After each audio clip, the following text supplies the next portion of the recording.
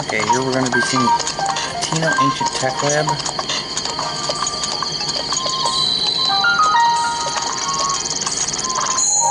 Located here in Hateno Village. I guess it's actually kind of, might be considered just outside Hateno. So this is like really annoying. There's a lot of reading here, and it's one thing I hate about some games. So talk to Simon here. I'm not going to read through it, I'm just going to skip through it. If you actually want to hear what he's saying, you can watch my full playthrough. Unless you're a really fast reader.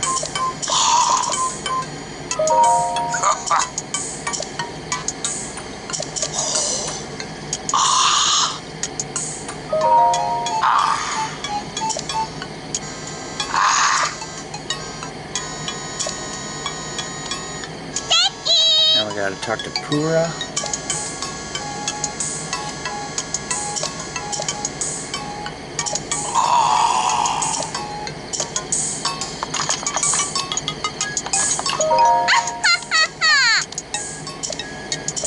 I don't know why they had to put all this text in the game. With today's technology, can't they give them the ability to talk?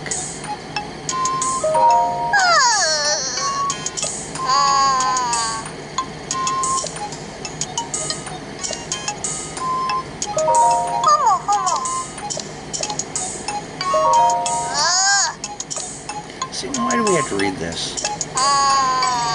Just tell me what I gotta do and send me on my way.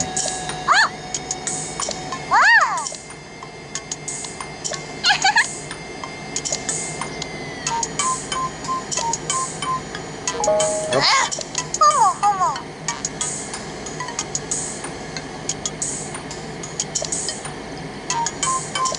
Okay, I said something wrong here.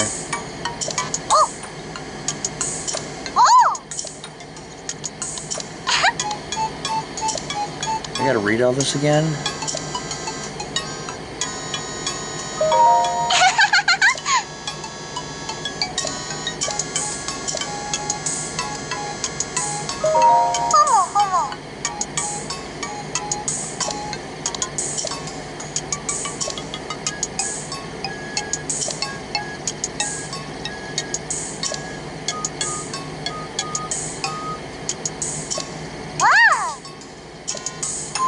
Okay, so what you need to do, first you're gonna need a torch, and what you have to do is light this thing with the blue flame, and of course now it's going to start raining right when I get out here. See, I don't understand why the game does stuff like this. I mean, it's just totally makes you... I mean, how did Nintendo not think about something like that? So anyways, you're supposed to light the blue torch and take that torch up to the thing to light it, but if it's raining, your torch won't stay lit. It goes out right away. So I don't know why Nintendo didn't think about that when making the game. Why didn't they think about this area, like make it not rain whenever you're doing this specific mission? This is so LJN of them. It's totally something you'd expect to see in an LJN game. That's something that Nintendo would do.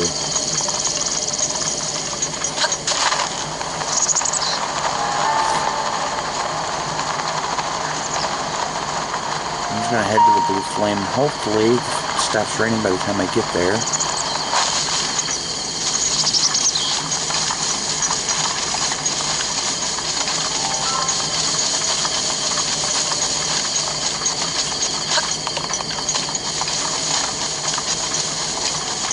Actually, it looks like it might have stopped raining now.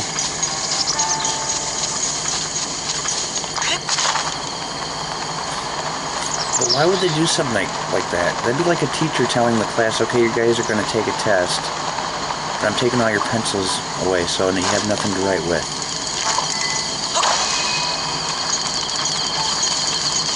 Okay, so you light this torch.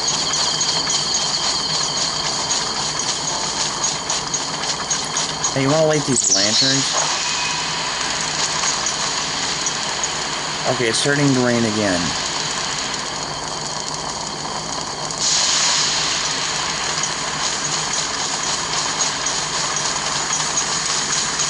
See, now, why would they do that? I mean, it just got done raining, now it starts up again. And it stopped. I mean, that's just... I mean, that's the biggest flaw about this game. How do they screw something up this bad? I mean, they put you in a no-win situation. So, I mean, there have been times where I was playing this game and it's like I'm trying to do something like this. So I would just sit here, set my controllers down and go, like, get on YouTube or just start messing around doing something else, waiting for it to stop raining.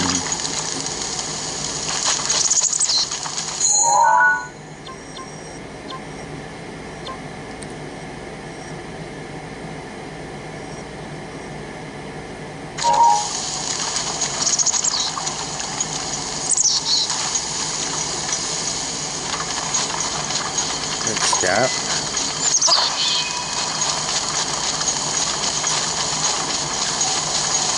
So, I mean, it's bad enough when it's raining and you have to come back, but all of a sudden it stops raining and it starts again. I mean, now look, it's sunny. Oh, great. Blood moon cutscene. Then they have to interrupt it with that. And it's extremely early to see a Blood Moon cutscene in the game. That usually doesn't happen until like 6 hours into the game.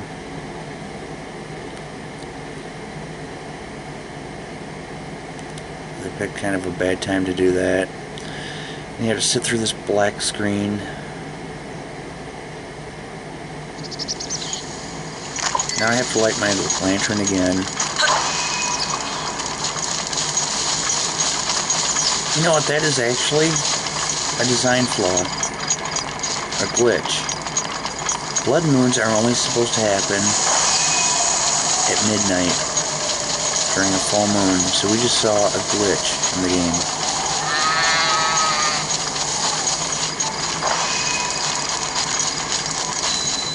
So anyways, you like to light all these lanterns.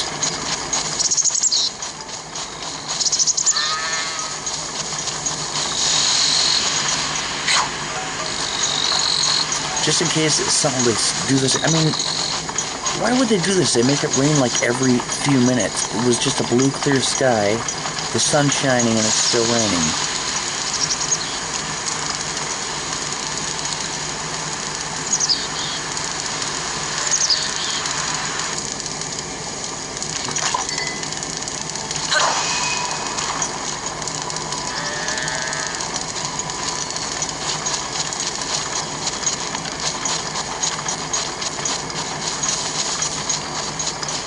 So that's why you light all these lanterns in case the game cheats and throws in some rain and ruins it. You don't have to go all the way back down. This is the worst I've ever had at trying to light these.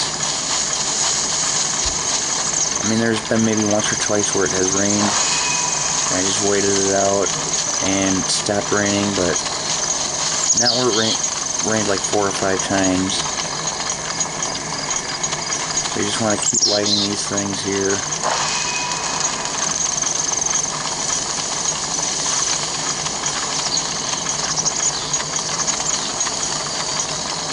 So anyways, the Blood Moon cutscene, you're only supposed to see that at midnight during a full moon. And if it starts happening in the daytime like this, that means your game's starting to glitch out, and what you want to do is close your program and reopen it. So the thing is, I just did that like before this playthrough, so it really shouldn't be glitching out this early.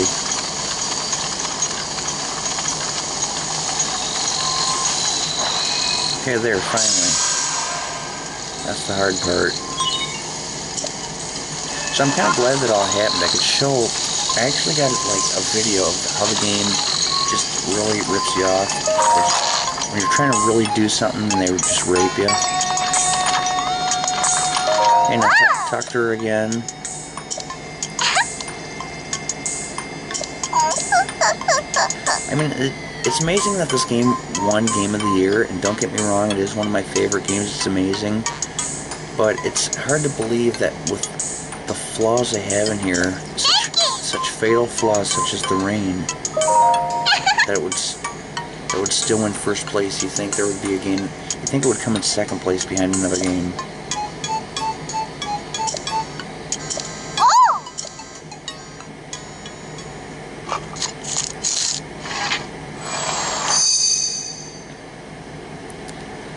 I mean, imagine if you're playing the original Super Mario Brothers on the NES.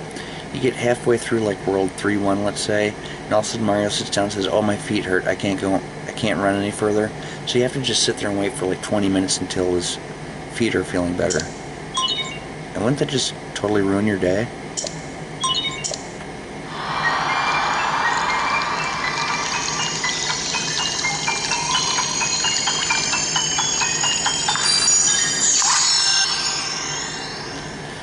Okay, so this is going to add another rune to our Sheikah slate. The camera rune.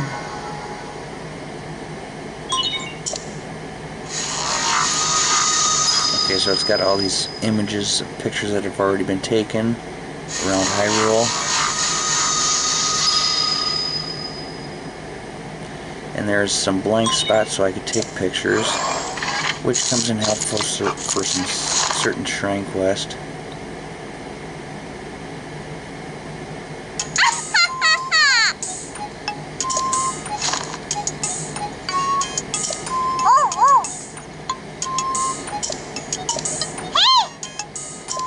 And now you have to take a picture of her with the camera. They want to make sure you know how to use it.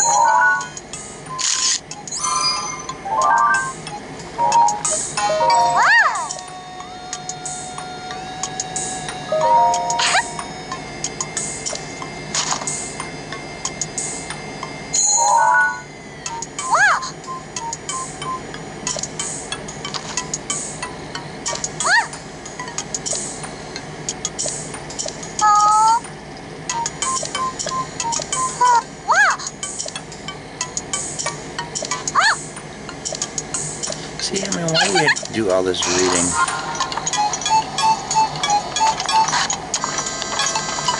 Unfortunately, you can't get your weapon back. I mean, I know I broke my weapon throwing it, but if you were to just set a weapon down here and leave and come back, it wouldn't be back. So, anyways, listen, you can come back here with ancient parts and upgrade your ruins. I have done it once before. I've upgraded my bombs, made them a little bit stronger, but I just did it because I could. I'd recommend saving the ancient parts for the Alcala Ancient Tech Lab, which is way up here. We'll be doing another video on that.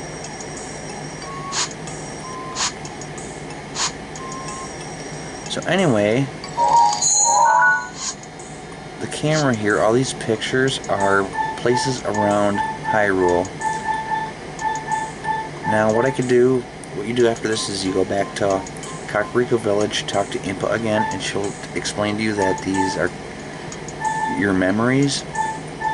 So if you find these locations, you'll see this yellow kind of glow, and you actually click recall on it. It'll give you the option like recall or cancel. You pick recall and it'll show you a cutscene of Link regaining that memory.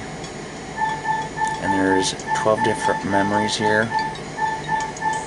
Now I've gotten every single one of these except for this one, which is right on the side of Hyrule Castle. So by the time you get to the castle, you're just trying to avoid guardians and find your way in, so that's the only one I didn't get. I am going to be getting all of these. I'm going to do a video on every hidden memory, but I'm going to have to wait until I get far enough into the game where I can unlock like travel gates close enough to those areas so I can just go to each one one-on-one, one by one, and I'll be doing these all in order, like 1, 2, 3, 4, 5, 6, 7, skipping 8, I'll do 9, 10, 11, 12. Now there's also 4 more captured memories that are not in this camera. Those are when you go to do the Divine Beast missions. Each one has its own captured memory that's specifically about the Divine Beast. And those 4 memories we will be seeing in the actual Divine Beast videos instead of the captured memory videos. So that's just a little bit about another fun thing you can do in the game.